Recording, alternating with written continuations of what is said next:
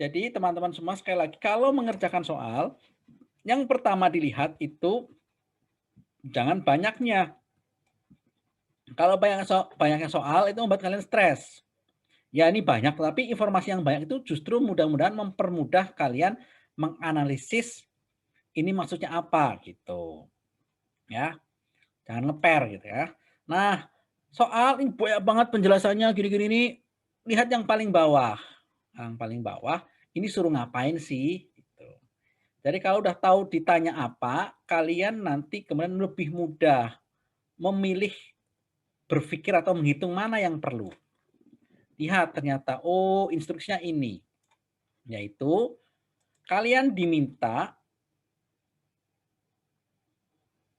ya, yaitu dari tiap akun atau pos pada laporan laba rugi di atas, tentukan apakah memerlukan penyesuaian fiskal atau tidak.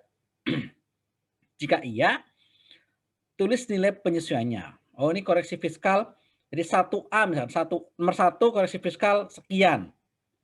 Maka menjadi sekian pos setelah koreksi fiskalnya. Jadi tidak perlu menuliskan lagi soalnya. Kalau menuliskan lagi soalnya lama. Maksudnya gitu sebenarnya ya. Jadi kalian lihat ininya ya, soalnya ya. Kan kalian nggak suruh ini ngitung menyalin ulang. Nah, yang dinilai di sini koreksi fiskalnya per posnya benar apa enggak gitu. Oke, cuma itu doang. Terus terakhir nomor 2, hitunglah laba fiskal. Ini tuliskan terakhir aja deh kalau longgar waktunya gitu ya. Ya ini udah tanda-tanda nih, berarti nggak penting-penting amat ya.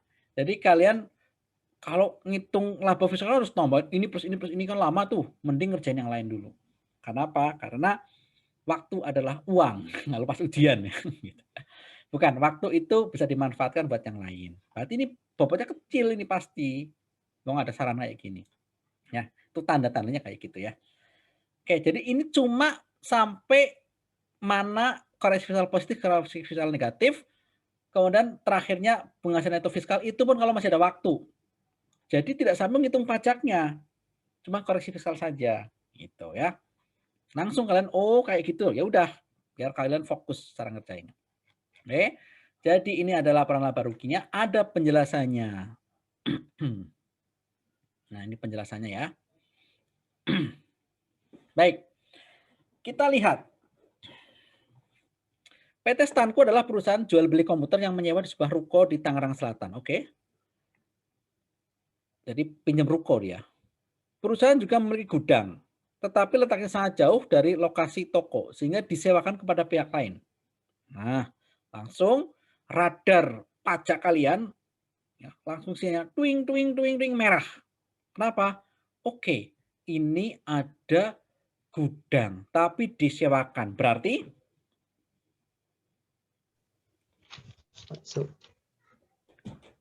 gimana tadi? Final. Final, Pak. Final. Oke, terima kasih. Berarti final ya. Final. Berarti segala sesuatu yang terkait dengan penghasilan terkait dengan gudang itu menjadi penghasilannya nggak boleh ditambah, biaya terkait gudang juga tidak boleh dikurangkan. Titik. Jadi gudang udah terkutuk, nggak harus dibuang gitu ya. Gitu ya. Kalau masih ingat nanti pas ujian kan udah mikirannya macam-macam lah, panik lah, kebelet pipis lah, macam-macam gitu ya. Oke, lanjut. NPP sekian, laba ruginya tahun 2019, oke. Pos-posnya seperti ini. Oke, kita lihat pos-pos. Pos ini memberikan informasi buat kita untuk menentukan ini perlu koreksi fiskal atau tidak. Nomor 1. Penjualan tahun 2019 adalah 60 miliar. Oke. Penjualan komputer berarti 60 miliar. Oke. Ada informasi jumlah ini lebih tinggi 10% dari penjualan tahun lalu. Oke, ini informasi biasa lah, atau setidaknya berarti tahun lalu itu ya sudah tinggi juga, mungkin 50 miliar ke atas gitu. Dalam penjualan ini termasuk di dalamnya penjualan kepada PT Jaya Realty, sebuah perusahaan properti sebesar 5 juta, dan kepada Kementerian Pendidikan dan Kebudayaan sebesar 15 miliar. transaksi ini telah dipungut PPh pasal 22. Oke, saya minta bantuan.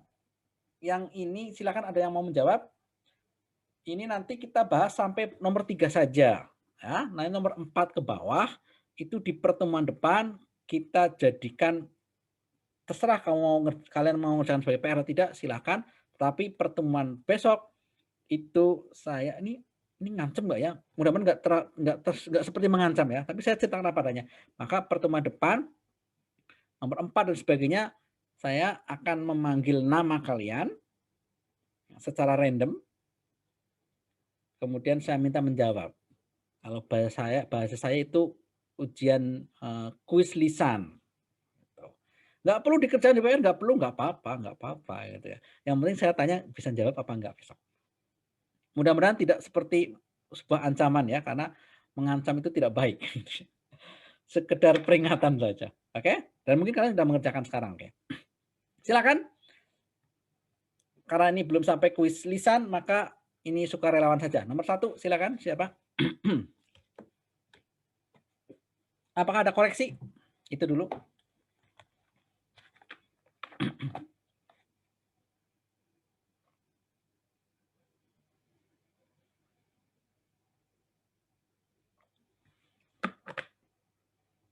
Ya, saya sudah menaruh botol saya, maka mestinya sudah ada yang menjawab.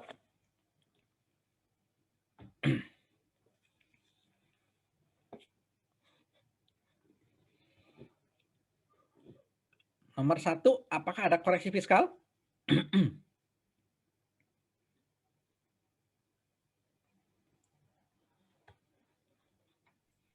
Izin jawab, Pak.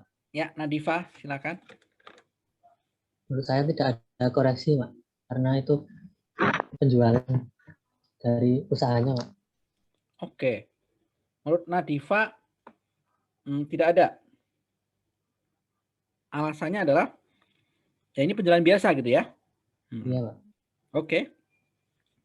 Ada yang, terus oke.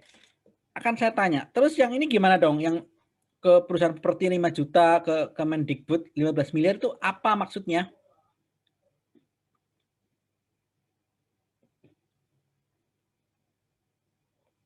Kenapa tidak ada koreksi dari angka-angka itu? Kan biasanya ini kalau ada dimaksud di soal itu biasanya, oh jangan-jangan ini koreksi fiskalnya gitu. Atau kalian menyebutnya apakah ini jebakan Batman gitu. Kan maksudnya jebakan, padahal bukan jebakan, ini menguji. Menguji itu bukan menjebak. Kalau menjebak itu contohnya ngeprank gitu ya, ngeprank. Jadi dikasih makanan tapi makanannya ada garamnya, asin banget ya, itu menjebak.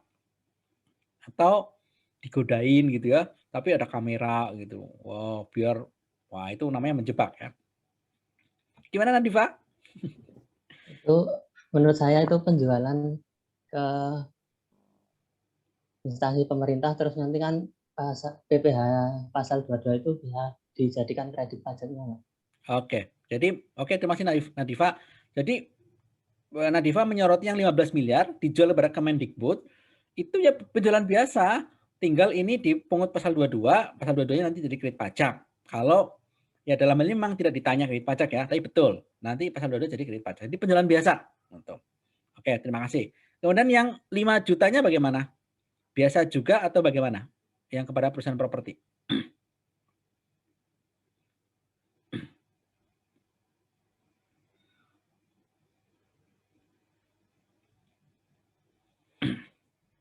Nggak harus Nadifa loh, Nadifa udah jawab banyak banget, masa Nadifa ditanya lagi gitu ya. Siapapun gitu ya. Kalau orang jawab ditanya satu terus dijawab terus ditanya terus-terusan ya lama-lama kapok ya saya jawab pertanyaan saya gitu. Tidak harus Nadifa yang jawab, tapi kalau Nadifa mau jawab silakan.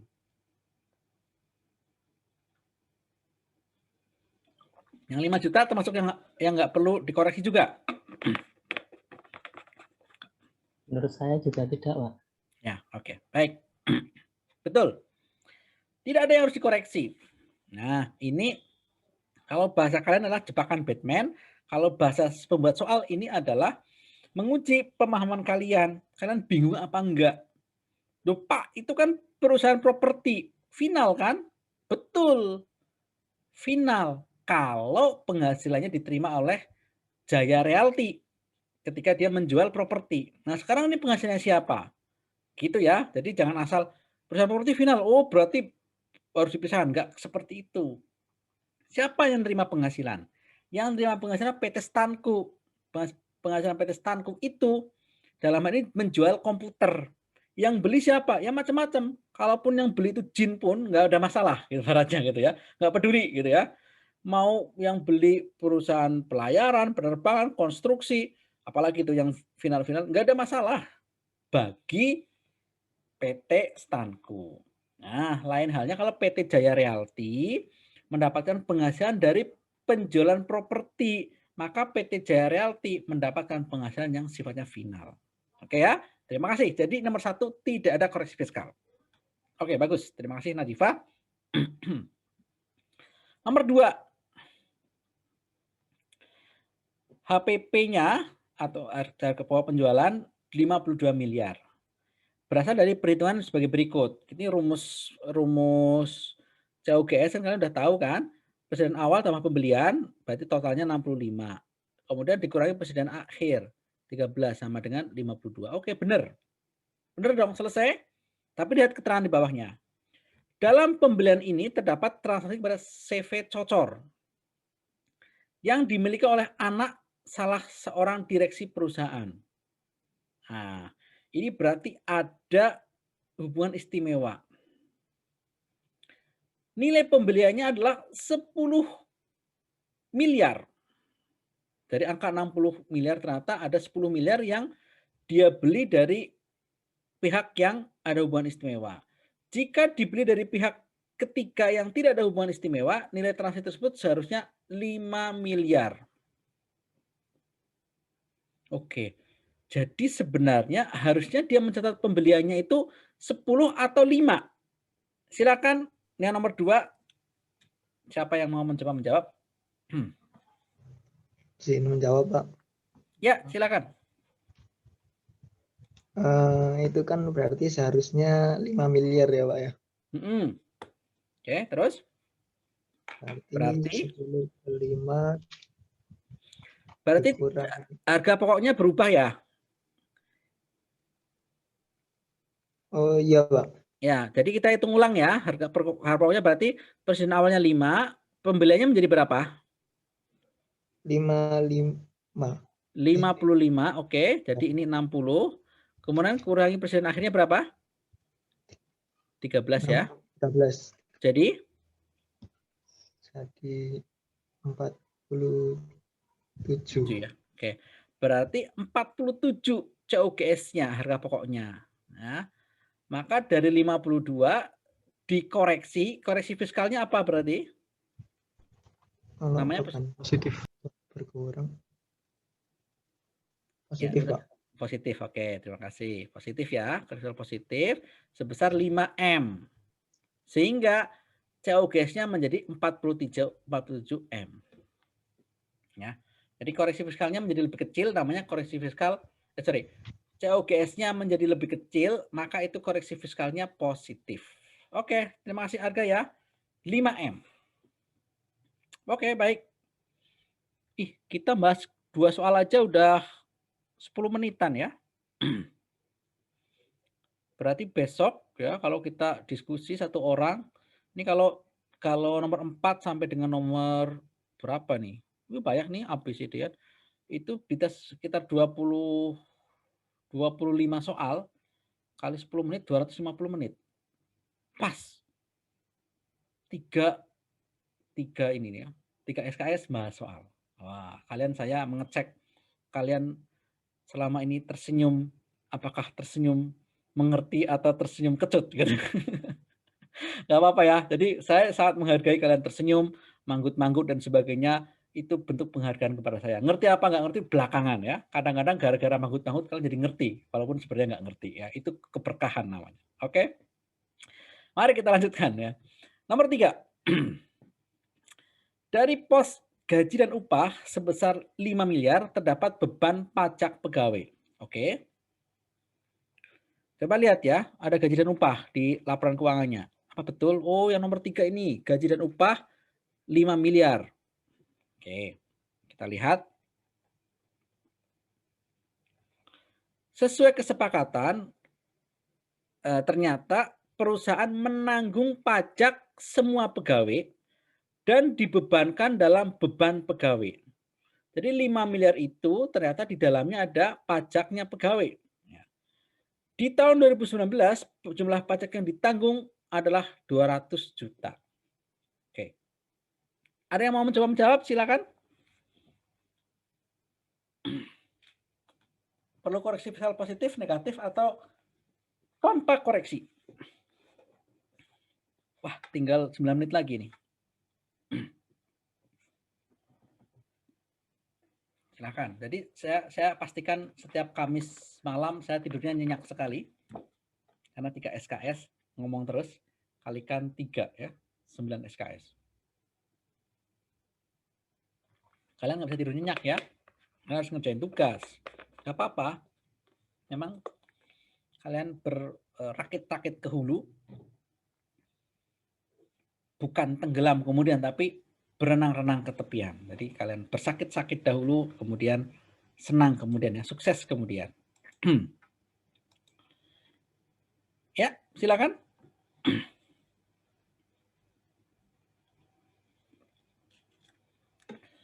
Nah, ini dia. Jadi kalian itu memang lebih senang ditunjuk namanya ya, karena nggak enak kan saya menjawab. Saya ngerti sih tapi nggak enak mau jawab. Ya. Saya menganggap kalian kayak gitu. Kalian low profile. Itu ciri orang timur. Tidak mau menunjukkan bahwa kalian ngerti. Ini pandangan saya loh ya. Mudah-mudahan benar ya. Bukan karena bingung gitu ya. Jadi kalian ngerti sebenarnya, cuma nggak enak. Saya bisa sebenarnya, cuma nggak enak saya sama yang lain. Gitu ya. Silakan yang mau mengabaikan rasa nggak enak itu.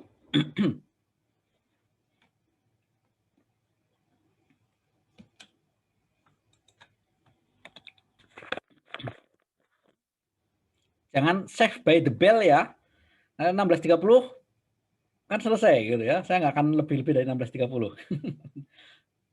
Emang tinju, teng-teng, terus wah aman gitu ya. Jangan diulur-ulur ya. Kurang 7 menit nih.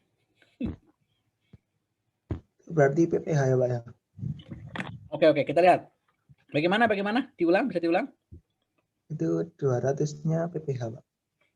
Iya. Nah, 200-nya PPh. Jadi dari 5 miliar berarti kayak gini. 4,8 miliar itu gaji upah beneran. Terus PPh, nah ini berarti maksudnya PPh pasal 21 ditanggung oleh siapa? Pemberi kerja. 0,2. Jadi 5. Itu maksudnya seperti itu. Oke, silakan. Berarti ada koreksi, Pak. Ada koreksi. Oke, koreksi apa? Koreksi fiskal positif. Koreksi fiskal positif sebesar 200 juta. 200 juta. Ya, alasannya? Karena itu bukan sebagai biaya pengurang, Pak. Yang mana? PPh. Pakai dasar bahwa PPh bukan pengurang gitu. Iya, Pak. Oke. PPh bukan pengurang, boleh kayak gitu ya. Bisa. Beban perusahaannya berkurang juga Pak. Apanya tadi? Beban gaji dan upah. Oke. 4,8 dari 5. Oke. Baik, disimpan dulu. Terima kasih yang mencoba menjawab. Saya akan berikan ilustrasi berikutnya. Bagaimana kalau kayak gini? Kita ubah skemanya sedikit. Jadi gaji dan upah karyawan sama 4,8 M. Ya. Kemudian perusahaan bilang kayak gini, karyawanku kalian adalah orang-orang yang sangat penting buatku. Saya ingin kalian bahagia, sejahtera, gajinya tetap utuh. Maka, tapi gini, tapi saya atau perusahaan itu harus taat kepada aturan pajak. Bahwa saya harus memotong kalian dengan jumlah tertentu, yaitu PPh pasal 21. Saya tidak bisa mengelak itu. Jadi saya harus memotong kalian. Tapi agar kalian dipotong tapi nggak kerasa, maka saya berikan tambahan deh 0,2 M. saya tambah menjadi tunjangan. Kasih uang 0,2 M, sehingga kalian secara kertas itu nerimanya 5 M, tapi saya harus memotong kalian 0,2 M.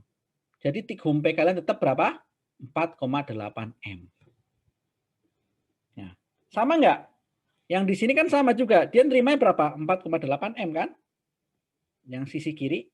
Sisi kanan juga sama 4,8 M. Nah, kalau sisi kiri tadi kata kalian adalah ada koreksi fiskal 200. Karena PPh nggak boleh dikurangkan. Kalau sisi kanan bagaimana? Ada koreksi apa enggak? Sama saja atau enggak?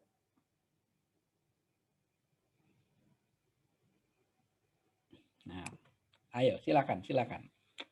Saya mengajak kalian berpikir kritis dengan menggabungkan seluruh informasi yang kalian miliki.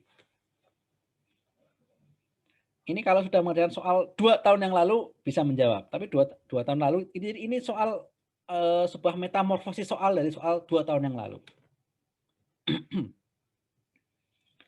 Aduh, tinggal 4 menit lagi nih. Oke, gimana? Atau ini aja deh, menurut kalian ada koreksi fiskal apa enggak?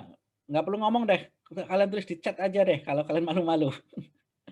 Silakan, tapi saya perlu input jawaban kalian untuk melanjutkan ke menjelasin. Kalau kalian belum jawab, saya belum bisa jelasin gitu. Karena ngomong sendiri namanya gitu. Oke. Yang sisi kanan ada koreksi fiskal apa enggak? Oke, sudah ada yang mulai menjawab. Koreksi fiskal positif juga, kata Akbar. Oke, terima kasih Akbar. Pokoknya jawab dulu Akbar, terima kasih. Sip. Jadi sama ya? Sama menurut Akbar. Ada yang lain? Apakah sama semua? Saya perlu 2 jawaban lagi via chat aja deh. Kalau ragu-ragu gitu maksudnya. Tapi kalau via langsung boleh. Fiskal positif lagi. Kalau saya perlu 2 jawaban lagi sebagai pembanding. Deductible expense boleh dikurangkan. Berarti nggak perlu koreksi fiskal positif. Oke, sip. Terima kasih. Rehan, ada satu lagi jawaban? Udah 2 jawaban berbeda. Itu sebuah alasan buat saya untuk menerangkan. Satu lagi, lihat. Satu lagi pendapatnya.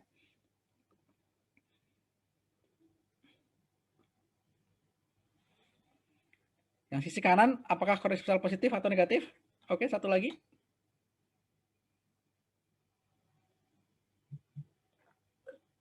Deductible expense, harga. Berarti nggak perlu koreksi fiskal positif. Nggak perlu koreksi fiskal. Mari kita bahas. Terima kasih ya. Udah 3 cukup lah ya. Karena udah mewakili. Ya. Mari kita lihat. Jadi begini. Perbedaan kiri dan kanan. Perbedaan kiri itu perusahaan bilang kayak gini. Wahai karyawanku, kamu itu orang yang penting buat perusahaan. Tapi kami harus memotong PPh pasal 21-mu. Ya sudahlah, saya nggak potong kamu deh. Saya bayarin PPh pasal 21-mu. Maka dibayarkanlah PPh pasal 21-nya sebesar 200 juta, tetapi kemudian dibebankan oleh perusahaan. Ya, sebelah kiri tadi. Maka ini menjadi ada PPh sebagai pengurang. Maka tidak boleh PPh sebagai pengurang. Betul, satu. Atau pendekatan lainnya kayak gini. Itu pendekatan bahwa PPh nggak boleh pengurang. Pendekatan kedua adalah kayak gini. Teman-teman ingat nggak? Kalau ada sebuah perusahaan memberikan sesuatu kepada karyawannya yang bukan uang, itu namanya apa? Ayo. Natura atau kenikmatan ya. Nah ini dia nggak memberikan barang atau nggak memberikan barang, tapi memberikan kamu itu saya bayarin, berarti diberikan fasilitas. Kamu nggak perlu bayar pasal 21, berarti diberikan fasilitas. Nah, fasilitas seperti itu termasuk yang boleh dikurangkan atau tidak? Boleh. Boleh, Pak. Nggak boleh dong. Nggak boleh kan? Non-deductible expense ini udah bunyi-bunyi ya. Maaf, saya minta waktu 2 menit ya jelasin ini. Karena tanggung ya. Non-deductible expense nggak boleh dikurangkan. Ya kan? Maka dari sisi itu juga nggak boleh. Jadi dari sisi PPh nggak boleh dikurangkan. Dari sisi ini adalah fasilitas itu nggak boleh dikurangkan. Satu. Tapi yang kanan ceritanya lain. Yang kanan itu karyawanku, kamu kan akan harus membayar pajak 0,2 M. Total pajak dari karyawan-karyawannya. Maka saya kasih deh kamu 0,2 M. Masing-masing perinciannya, jadi masing-masing dapat tunjangan namanya tunjangan pajak nih. Jadi kasih uang yang sama dengan jumlah PPh pasal 21 yang akan dipotong. Akibatnya dia itu nanti nerima gajinya bersih itu seakan-akan nggak dipotong pajak, seakan-akan gitu. Tapi sebenarnya asal usulnya adalah kamu dikasih tambahan uang, uangnya itu sama dengan potongan pajaknya. Gitu. Jadi di sisi kanan ini adalah si karyawan dikasih uang atau tunjangan, memang untuk PPh. Jadi bukan kemudian membebankan PPh, bukan, tetapi dikasih uang. Karyawan dikasih uang sehingga jumlahnya bertambah. Ketika dipotong pajak itu ngambil dari sisi uang ini aja tadi 0,2 tadi. Akhirnya dia netnya seakan-akan tanpa dipotong pajak. Seperti itu. Nah, itu sama dengan perusahaan ngasih uang. Maka kalau perusahaan ngasih uang bisa dikurangkan oleh perusahaan. Nah, dari sisi itu maka yang ini deductible expense. Apakah ini berarti membebankan PPh? Enggak. PPh enggak dibeban di sini, tapi dia membebankan pemberian tunjangan, pemberian uang. Nah, uang itu untuk apa? Memang untuk pajak. Nah, tapi bukan berarti membebankan pajak. Itu teman-teman semua ya.